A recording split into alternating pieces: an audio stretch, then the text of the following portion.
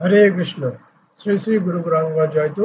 জয় শিল প্রভুপাদ। হরে কৃষ্ণ শুধু ভক্ত সকল, আজকে আমরা পাঠ করব শ্রীমদ্ ভগবদ গীতা, যথাযথ দ্বিতীয় অধ্যায় সাংখ্যযোগ, শ্লোক নম্বর 7। কার্পণ্য দোষ অপহত স্বভাব ইচ্ছামি কাম ধর্ম সম্মুরচেতা যৎশ্রেয়সাৎ নিশ্চিতং ব্রূহি তন্মে শিষ্যতে অহং সাধি মাম তাম প্রপন্নম। কার্পণ্য কৃপণতা, দোষ দুর্বলতা, অপহত প্রভাবিত হয়ে, স্বভাব ইচ্ছামি আমি জিজ্ঞাসা করছি, তাম তোমাকে, ধর্ম সম্মূঢ় হতবুদ্ধি, চেতা চিত্ত, যৎ যা শ্রেয়স্কর, সাত হয় নিশ্চিতম নিশ্চিতভাবে, ব্রূহি বল, তৎ তা, মে আমাকে, শিষ্য তে আমার, অহম আমি, সাধি নির্দেশ দাও, মাম আমাকে, তাম তোমার, প্রপন্নম আত্মসমর্পিত। হরে কৃষ্ণ। অনুবাদ: কার্পণ্যজনিত দুর্বলতার প্রভাবে আমি এখন কিংকর্তব্য বিমূঢ় হয়েছি এবং আমার কর্তব্য সম্বন্ধে ভ্রান্ত হয়েছি। এ অবস্থায় আমি তোমাকে জিজ্ঞাসা করছি, এখন কি করা আমার পক্ষে শ্রেয়কর তা আমাকে বলো। এখন আমি তোমার শিষ্য এবং সর্বোত্তমভাবে তোমার শরণাগত। দয়া করে তুমি আমাকে নির্দেশ দাও। হরে কৃষ্ণ। এখানে অর্জুন ভগবানকে বলছেন যে আমি কার্পণ্যজনিত দুর্বলতার প্রভাবে আমি এখন কিংকর্তব্য বিমূঢ় হয়েছি। কিংকর্তব্য বিমূঢ় মানে কি করিতে হবে এখন ভেবে না পাই, তার মানে হচ্ছে কিংকর্তব্য বিমূঢ়। এই যে সে কার্পণ্যজনিত দুর্বলতার প্রভাবে আমি এখন কিংকর্তব্য বিমূঢ় হয়েছি এবং আমার কর্তব্য সম্বন্ধে আমি বিভ্রান্ত হয়ে গেছি, যে আমার কোনটা করা উচিত কোনটা করা উচিত না সেই সম্বন্ধে আমি বিভ্রান্ত হয়ে গেছি। এই অবস্থায় আমি তোমাকে জিজ্ঞাসা করছি, এখন কি করা আমার পক্ষে শ্রেয়কর তা আমাকে বলো। এখন আমি তোমার শিষ্য এবং সর্বোত্তমভাবে শরণাগত।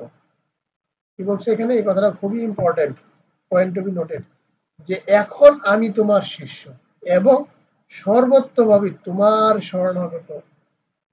দয়া করে তুমি আমাকে নির্দেশ দাও এখন আমার কি করা উচিত। এখন অর্জুন সম্পূর্ণভাবে ভগবানের শরণাগত হয়েছে এবং অর্জুন ভগবানের কাছে আত্মসমর্পণ করেছে নিজেকে সর্বোত্তমভাবে, যে এখন কি করা উচিত ভগবান যেন তাকে উপদেশ দেন, ভগবান যেন তাকে নির্দেশ দেন। কৃষ্ণ তাৎপর্য: প্রকৃতির প্রভাবে জড়জাগতিক কর্মচক্রের ধারা মহাচ্ছন্ন হয়ে সকলেই হতবুদ্ধি হয়ে পড়ে। জীবনে প্রতিটি পদক্ষেপে আমরা এই কিংকর্তব্য বিমূঢ়তা অনুভব করি। বলেছে কি যে প্রকৃতির প্রভাবে জড়জাগতিক কর্মচক্রের দ্বারা মহাচ্ছন্ন হয়ে সকলেই হতবুদ্ধি হয়ে পড়ে এবং জীবনের প্রতিটি পদক্ষেপে আমরা কিংকর্তব্য বিমূঢ়তা অনুভব করি, যে হঠাৎ এমন একটা পরিস্থিতি আসে যে আমরা কি করব ভেবে পাই না। তাই আমাদের সত্যদ্রষ্টা সদ্গুরু শরণ নিতে হয় এবং তিনি আমাদের জীবনের প্রকৃত উদ্দেশ্য সাধন করবার পথে পরিচালিত করেন। তাই আমাদের কি করা উচিত, একজন সত্য তত্ত্বদ্রষ্টা সদ্গুরুর শরণাগত হওয়া উচিত, যাতে তিনি আমাদের যে মানব জীবনের প্রকৃত উদ্দেশ্যটা কি সেই উদ্দেশ্যটা সাধন করার জন্য, সেই উদ্দেশ্যটা সফল করার জন্য তিনি সেই পথে আমাদেরকে পরিচালিত করতে পারেন। সেজন্য আমাদের শরণাগত হতে হবে, আত্মসমর্পণ করতে হবে একজন তত্ত্বদ্রষ্টা সদ্গুরুর কাছে। আমাদের অনাকাঙ্ক্ষিত জীবনের জটিল সমস্যাগুলি থেকে পরিত্রাণ পাবার জন্য সদ্গুরু শরণাপন্ন হবার উপদেশ সমস্ত বৈদিক সাহিত্যে দেওয়া হয়েছে। তাই আমাদের যে অনাকাঙ্ক্ষিত জীবনের যে জটিল সমস্যাগুলি সেটা থেকে পরিত্রাণ পাবার জন্য সদ্গুরু শরণাপন্ন হওয়ার উপদেশ সমস্ত বৈদিক শাস্ত্রেই দেওয়া হয়েছে। জড়জাগতিক ক্লেশ হচ্ছে দাবানলের মতো, যা আপনা থেকে জ্বলে ওঠে, এই আগুন কেউ লাগায় না। হরে কৃষ্ণ। এই জড়জগতের ক্লেশ ক্লেশ মানে হচ্ছে কি দুঃখ। এই জড়জগতে দুঃখ হচ্ছে ৩ প্রকার, আধ্যাত্মিক, আদি ভৌতিক আর হচ্ছে কি আদি দৈবিক। আদি ভৌতিকটা হচ্ছে কি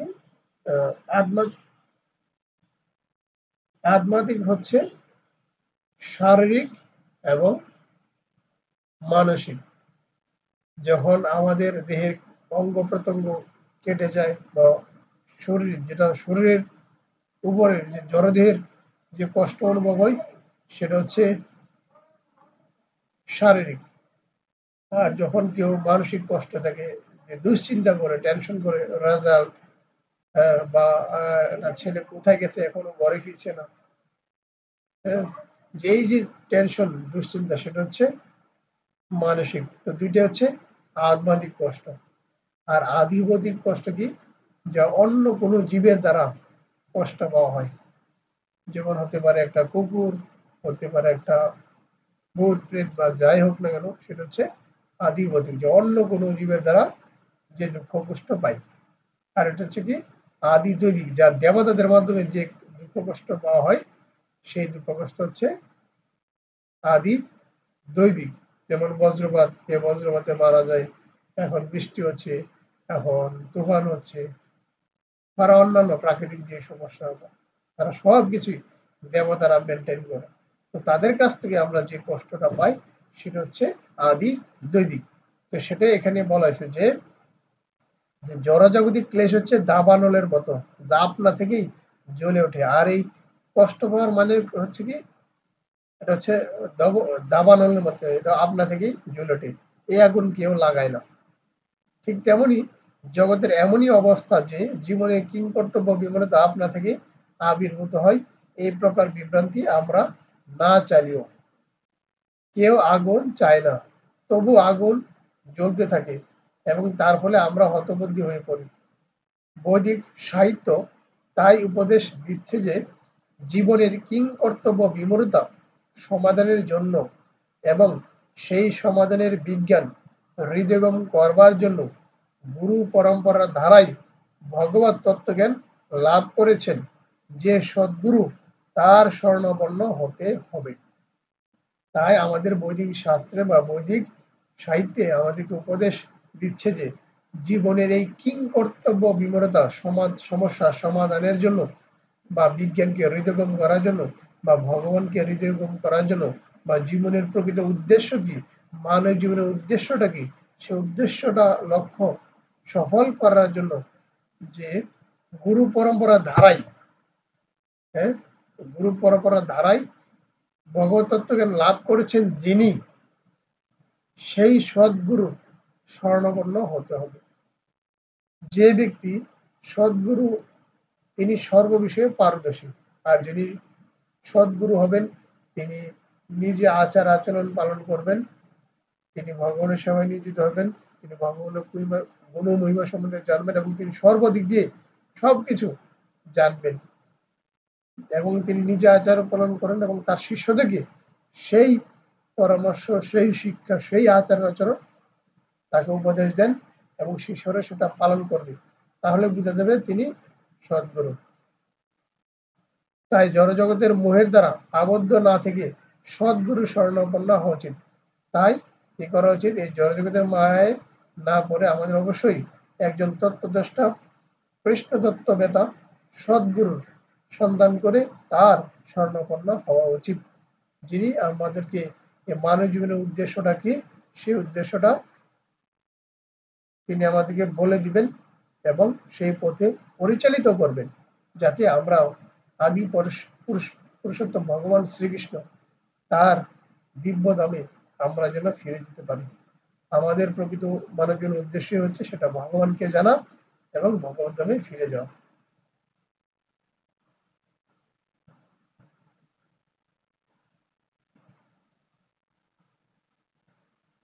তো এটি হচ্ছে এই শ্লোকের তাৎপর্য। তো জড়জগতের মোহের দ্বারা আচ্ছন্ন কে, এখন একটা প্রশ্ন করেছেন যে জড়জগতের মোহের আচ্ছন্ন দ্বারা, মানে মোহের দ্বারা আচ্ছন্ন তাহলে কে? যে মানুষ তার সমস্যাগুলি সম্বন্ধে অবগত নয় সে হচ্ছে মোহের দ্বারা আচ্ছন্ন। এখন আমি কি সমস্যা আছি, সেটা যে আমি যদি বুঝতে না পারি, তাহলে সেটা হচ্ছে আমি সেই মোহের দ্বারা আচ্ছন্ন হয়ে আছি। বৃহন্ন বৃহন বৃহদ্বার বৃহদান্নারক উপনিষদ ৩য় স্কন্ধে ৮ম অধ্যায় ১০ম শ্লোকে মোহাচ্ছন্ন মানুষের বর্ণনা করে বলা হয়েছে, যো বা এতদক্ষরম গার্গ বিদিতা সমাল বলা লোকাত প্রতিশ কৃপণ, অর্থাৎ যে মানুষ তার মনুষ্য জীবনের সমস্ত সমস্যার সমাধান করে না এবং আত্মতত্ত্ব উপলব্ধি না করে কুকুর বেড়ালের মতো এই জড়জগৎ থেকে বিদায় নেই, সেই হচ্ছে কৃপণ। হরে কৃষ্ণ।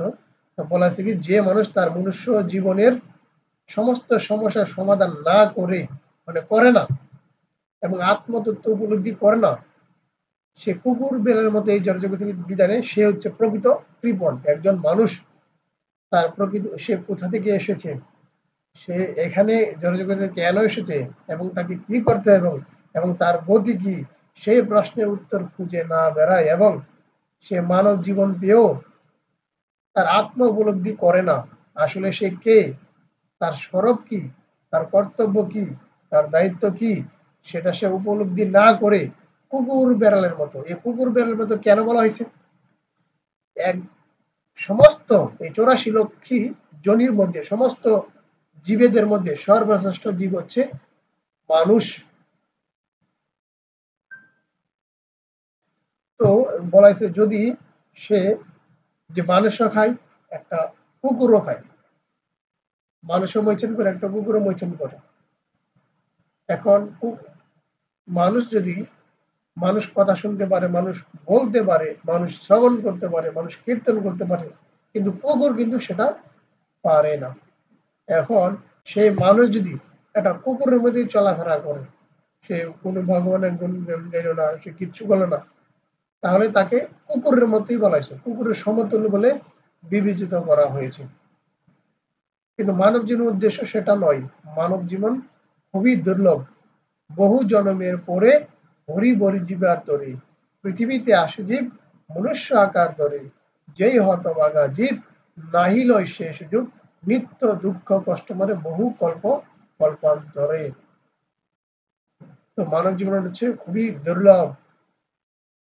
সেই মানব জীবন পাওয়ার জন্য দেবতারও আকাঙ্ক্ষা করেন, কারণ দেবতারও এই জড়জগতের বন্ধনে আবদ্ধ, তারা বিভিন্ন এই কার্যে তাদের ব্যস্ত রাখা হয়েছে, কিন্তু মানব জীবনকে একটা স্বাধীন হলেও তাকে একটা ভগবানের সেবার একটা সুযোগ দেওয়া হয়েছে। সেই সুযোগ সুযোগটা যদি কেউ অপব্যবহার করে, তাহলে আবার তাকে অধঃপতিত হতে হবে, আবার কীট পতঙ্গ হতে হবে, আবার ৮৪ লক্ষ জনই ভ্রমণ করতে হবে, তখন সে আবার মানব জীবন ফিরে পাবে। এই মানব জীবন হচ্ছে অমূল্য সম্পদ। তো সেই জন্য এই মানব জীবনকে কুকুর বেলার মতো জীবন ধারণ না করে মানুষের মতো জীবন ধারণ করে, এবং তার এই মানব জীবনের প্রকৃত উদ্দেশ্য কি এবং তাকে কি করতে হবে, সেই উদ্দেশ্যে মানব জীবনটাকে পরিচালিত করে ভগবানের সেবায় নিয়োজিত করে ভগবানের ফিরে যাওয়া উচিত, এটাই এখানে বলা হয়েছে। তো তাকে অবগত হতে হবে কি, আত্ম উপলব্ধি। এবং আত্ম উপলব্ধিটা কি, জীবের স্বরূপটা কি, যে আমি হচ্ছে ভগবানের অংশ, ভগবানের ক্ষুদ্র অবিচ্ছেদ্য অংশের কাজ কি, পূর্ণের সেবা করা, যে পূর্ণ, তাহলে পূর্ণকে পূর্ণ হচ্ছে ভগবান শ্রীকৃষ্ণ, অর্থাৎ শ্রীকৃষ্ণের নিত্য দাস হচ্ছে আমি, আমি হচ্ছে ভগবানের নিত্য দাস, এটা হচ্ছে আমার জীবের স্বরূপ। আমার নাম ইমুক, আমার ডেজিগনেশন ইমুক, আমার পরিচয় ইমুক তমুক, এটা আমার পরিচয় না। আমার পরিচয় আমি ভগবানের নিত্য দাস, সর্বদা ভগবানের সেবায় নিয়োজিত হয়েছে আমার প্রকৃত পরিচয়। এটা হচ্ছে আত্ম উপলব্ধি। আমি এখানে এসেছি দুঃখ কষ্ট ভোগ করার জন্য, আমি স্বাধীনতা চেয়েছিলাম, যেই কর্মের জন্য আমি এখানে এসেছি, কিন্তু আমাকে একটা সুযোগ দেওয়া হয়েছে, আমি যেন ভগবানের সেবায় নিয়োজিত হয়ে আবার আমার নিত্য ধাম, আমার নিজ বাড়ি ভগবানের ধামে আমি যেন ফিরে যেতে পারি। সেটা হচ্ছে আত্ম উপলব্ধি। এটা আমার পরিচয়, এটা আমার উদ্দেশ্য, এটা হচ্ছে আত্ম উপলব্ধি আমাদের।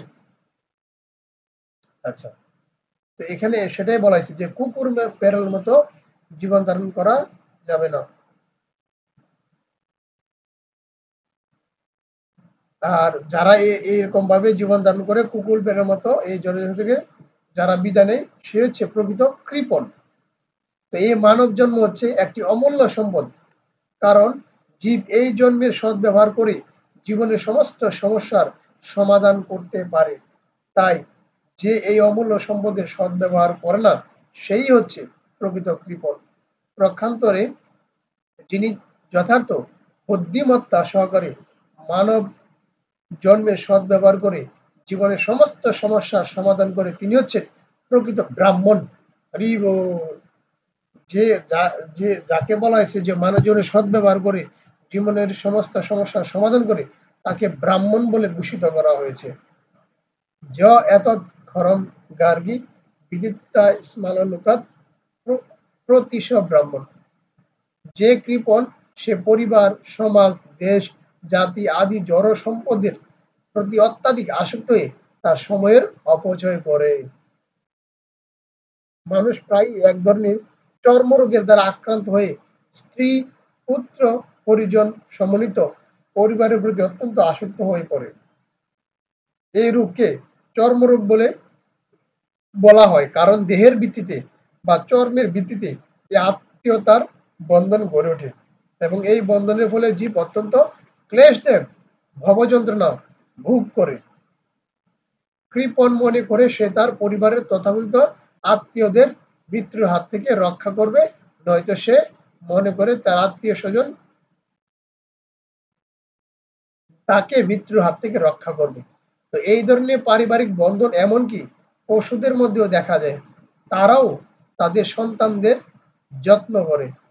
তীক্ষ্ণ বুদ্ধিমত্তা সম্পন্ন অর্জুন বুঝতে পেরেছিলেন আত্মীয় পরিজনদের প্রতি তার মমতা এবং তাদের মৃত্যুর হাত থেকে রক্ষা করার বাসনা ছিল তার মোহাচ্ছন্ন হয়ে পড়ার কারণ। হরে কৃষ্ণ। বোঝা গেল জিনিসটা?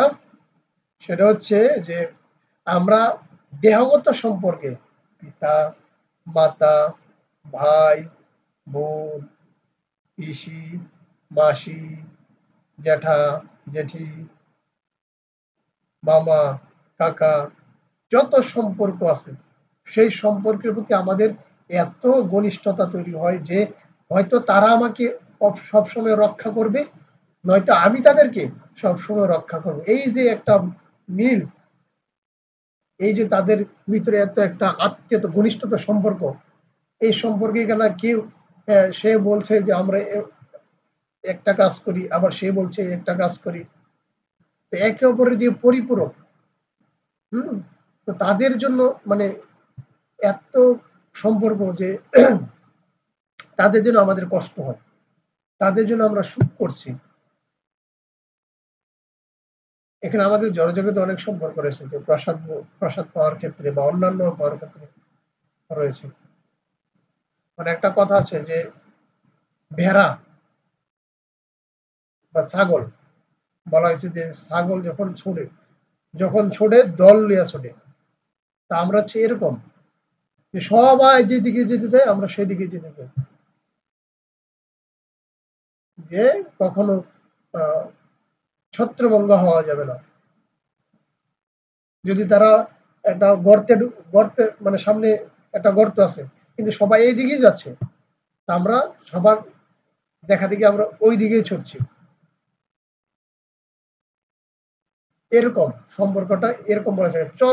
চর্ম দেহের সম্পর্কে বলা হয়েছে, চামড়া সম্পর্কে বলা হয়েছে চর্মরোগ, এটাকে চর্ম রোগ বলা হয়েছে, তাকে একটা ব্যাধি বলা হয়েছে, একটা অসুখ, যে আমরা আত্মীয় স্বজনদের প্রতি এত ঘনিষ্ঠতা এত সম্পর্ক স্থাপন করছি। আমরা ভগবানকে জানতে চাইছি না, ভগবানের সাথে সম্পর্ক করতে চাইছি না, কিন্তু আত্মীয়দের প্রতি আমরা ঠিকই সম্পর্ক করতে চাচ্ছি। প্রকৃত আত্মীয় কারা? যারা ভক্ত হবে, যারা আমাদেরকে ভক্ত পথে পরিচালিত করবে, তারা হচ্ছে আমাদের প্রকৃত আত্মীয় স্বজন এবং প্রকৃত আপনজন। যারা ভগবত পথে পরিচালিত করবে না তারা কখনোই আমাদের আত্মীয় স্বজন বা পরিজন নয়।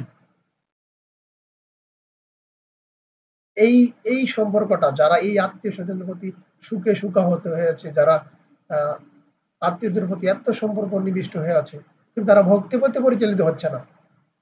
তারা বরং আরো বলছে যে ধর্ম পরে পরে, এখন না, এখন না, এখন না, বিভিন্ন কাজে তারা আরো বাধা সৃষ্টি করছে।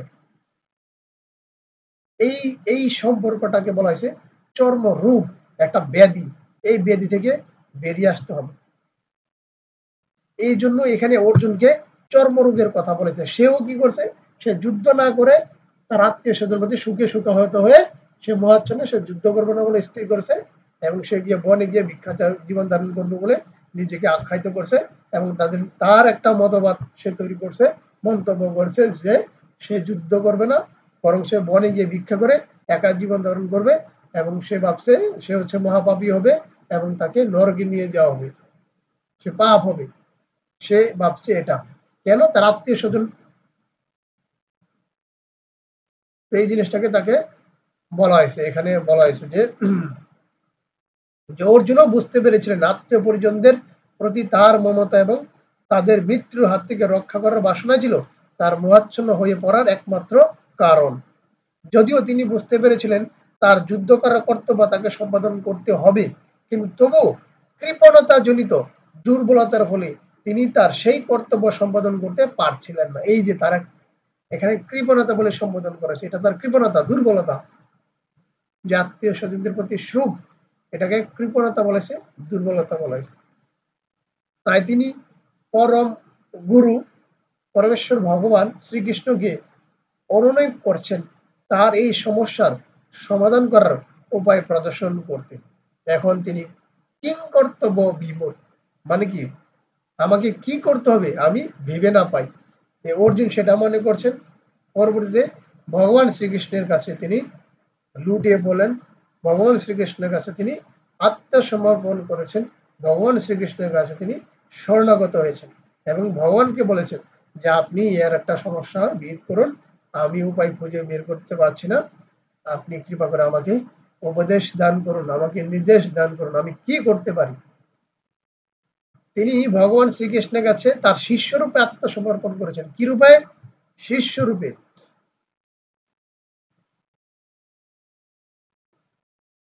তিনি তাকে গুরু বলে, ভগবানকে গুরু বলে সম্বোধন করেছেন এবং নিজেকে শিষ্য বলে তিনি আত্মসমর্পণ করেছেন। শ্রীকৃষ্ণকে তিনি তার বন্ধুরূপে সম্ভাষণ করছেন না। গুরু এবং শিষ্যের মধ্যে যে কথা হয় তা অত্যন্ত গুরুত্বপূর্ণ, এবং এখন অর্জুন তার গভীর গুরুত্বের সঙ্গে পরম গুরু শ্রীকৃষ্ণের সঙ্গে পরম তত্ত্ব দর্শনে আলোচনা করতে চান। এখন এখন অর্জুন আর তাকে বন্ধু এবং সখা বলে অভিহিত করছেন না।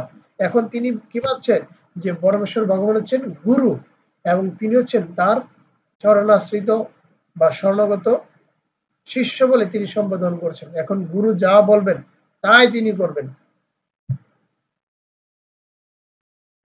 শ্রীকৃষ্ণ হচ্ছেন ভগবদ গীতার তত্ত্ব বিজ্ঞানের আদি গুরু, আর ভগবানই হচ্ছেন কি, ভগবান পরমেশ্বর ভগবান শ্রীকৃষ্ণ হচ্ছেন কি এই ভগবদ গীতার তত্ত্ব বিজ্ঞানের আদি গুরু, আদি, সবচেয়ে পুরাতন।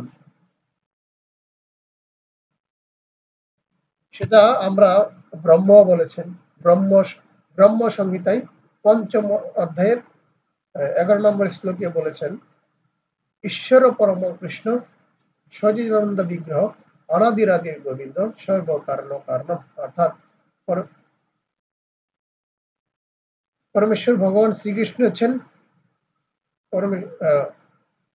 আদি পুরুষোত্তম গোবিন্দ, তিনি হচ্ছেন সর্বকারণের পরম কারণ, তিনি হচ্ছেন সবকিছুর সৃষ্টিকর্তা। আদি পুরুষোত্তম ভগবান শ্রীকৃষ্ণ, আদি পুরুষোত্তম, একমাত্র পুরুষ, পুরুষের মধ্যে উত্তম যিনি, তিনি হচ্ছেন পরমেশ্বর ভগবান শ্রীকৃষ্ণ। তো তাকে আদি গুরু বলা হয়েছে, তিনি হচ্ছেন আদি গুরু, এবং অর্জুন হচ্ছেন গীতার তত্ত্ব উপলব্ধিকারী প্রথম শিষ্য। আর এই গীতার তত্ত্বটা উপলব্ধি করার প্রথম শিষ্য হচ্ছে অর্জুন। অর্জুন কিভাবে ভগবদ্গীতার জ্ঞান উপলব্ধি করেছেন তার ব্যাখ্যা ভগবদ্গীতাতেই করা হয়েছে। কিন্তু তা সত্ত্বেও গর্দভ সদৃশ জড় পণ্ডিতেরা গীতার ব্যাখ্যা করে বলে শ্রীকৃষ্ণ নামক কোন পুরুষের কাছে আত্মসমর্পণ করার প্রয়োজন নেই। তো এরকম সমাজে অনেক গর্দভ আছে, তাদেরকে গর্দভ বলা হয়েছে এখানে, আমি বলি না, এখানে কিন্তু বলা হয়েছে তাদেরকে গর্দভ বলা হয়েছে। গর্দভ জড় পণ্ডিতেরা তারা গীতার ব্যাখ্যা করে, গীতার অপব্যাখ্যা করে এবং বলে যে শ্রীকৃষ্ণ নামক কোন পুরুষের কাছে আত্মসমর্পণ করার কোনো প্রয়োজন নেই। অনেকেই গীতা পাঠ করে, অনেকেই সব সময় তারা পড়ে, কিন্তু দেখা যাইতে যে তারা জানে কিন্তু মানে না, কিচ্ছু করে না, তারা হৃদয়ঙ্গম করে না।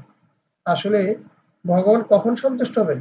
যখন ভগবানের এই গীতাটা হচ্ছে কি ভগবানের মুখের বাণী, এটা হচ্ছে আইন।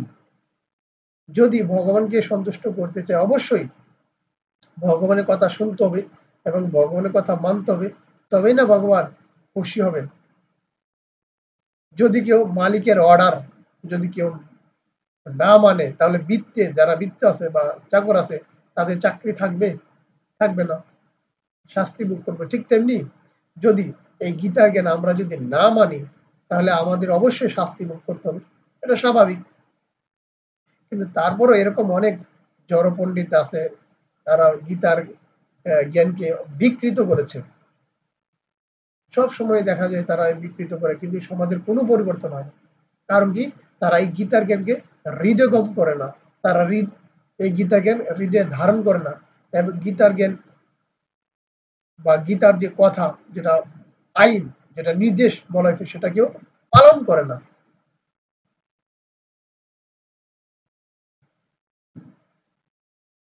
তো সেটাই এখানে বলা হয়েছে।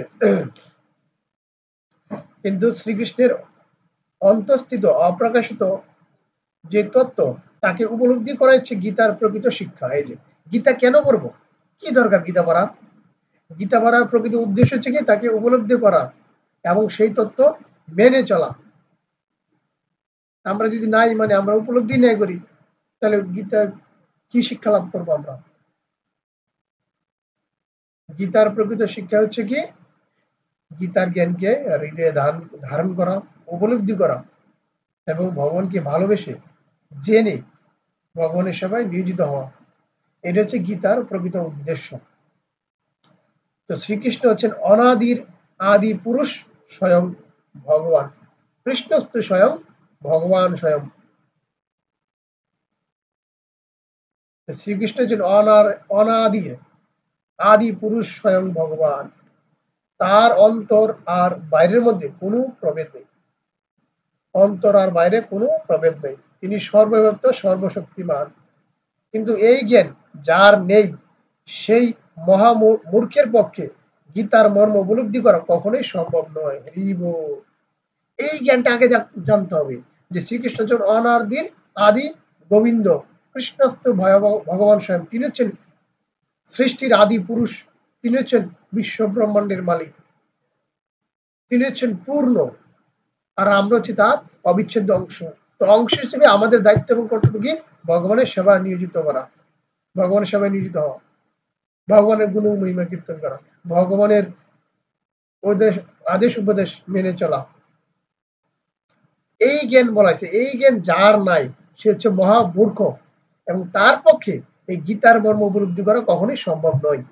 আত্ম উপলব্ধি, জীবের স্বরূপ কি, তার কর্তব্য কি, সেটা মেনে চলা, তাহলে একমাত্র গীতার জ্ঞান উপলব্ধি করা যাবে।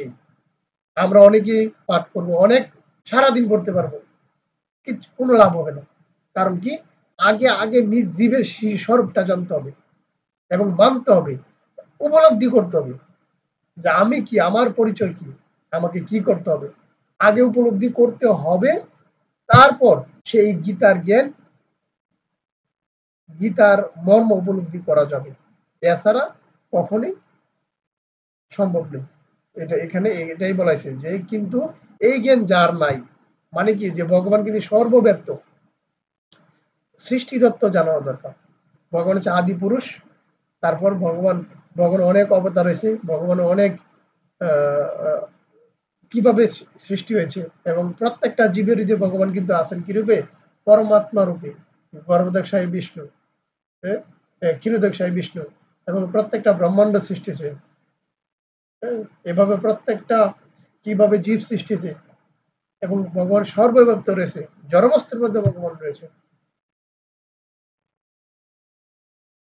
বলা হয়েছে। তাহলে এই উপলব্ধি আগে জানতে হবে। আমরা এখানে কারেন্ট পাচ্ছি, বিদ্যুৎ পাচ্ছি, বাতি জ্বলছে, এটা কিসের মাধ্যমে? অবশ্যই মেন তারের সাথে যেখানে ভোল্টেজ তৈরি হচ্ছে, যেখানে কারেন্ট তৈরি হচ্ছে, বিদ্যুৎ তৈরি হচ্ছে, সেখান থেকে এই বিদ্যুৎটা আসছে। যদি কোনো বিচ্ছিন্ন থাকলে তাহলে বিদ্যুৎ জ্বলবে না। ঠিক তেমনি আমাদের ভগবানের সাথে কানেক্টেড থাকতে হবে। সবকিছু ভগবান থেকে আসছে। আমরা এই সূর্য পাচ্ছি, সূর্য থেকে যে আলো পাচ্ছি, এটা কোথা থেকে আসছে? অবশ্যই ভগবানের প্রদত্ত। আমরা বিদ্যুতের কিন্তু কারেন্ট বিল দিই, কিন্তু ভগবান যদি আমাদেরকে সেই বিদ্যুতের বিল পাঠায়, আমরা দিতে পারবো? আমরা এই চক্ষু দিয়ে অনেক কিছু দর্শন করছি, কিন্তু দেখা যায় আমরা এই তারা যে বিভিন্ন ক্যামেরা, সেটা দিয়েও এরকম কোয়ালিটি পাওয়া যায় না বা এরকম পাওয়া যায় না। তা ভগবান আমাদের কতটা পাওয়ারফুল এবং সবকিছু দিয়ে তৈরি করছেন।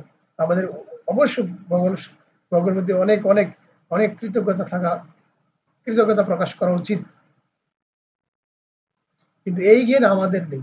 তো সেই জন্য যাদের এই জ্ঞান নেই তাদেরকে বলা হয়েছে মহামূর্খ। তো তাদের পক্ষে এই গীতার মর্ম উপলব্ধি করা কখনোই সম্ভব নয়। ভগবান বলেই দিয়েছেন, তাকে কি করতে হবে? আত্ম উপলব্ধি করতে হবে। ভগবান কি বলেছেন সেটা অক্ষরে অক্ষরে পালন করতে হবে, তাহলে একমাত্র গীতার জ্ঞান উপলব্ধি করা যাবে। এবং প্রকৃত এই গীতা আমরা অনেকে পড়ে, অনেকে জানে, তো তখনই এই গীতার জ্ঞান সার্থকতা আসবে, আর তখনই ভগবান সন্তুষ্ট হবেন। হরে কৃষ্ণ। তা আজকে এ পর্যন্তই।